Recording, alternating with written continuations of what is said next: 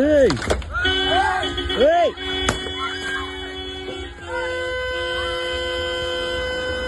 ஏய் వచ్చావా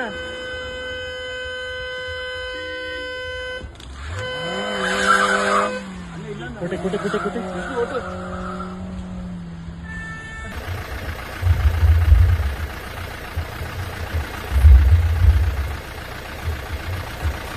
ஐயோ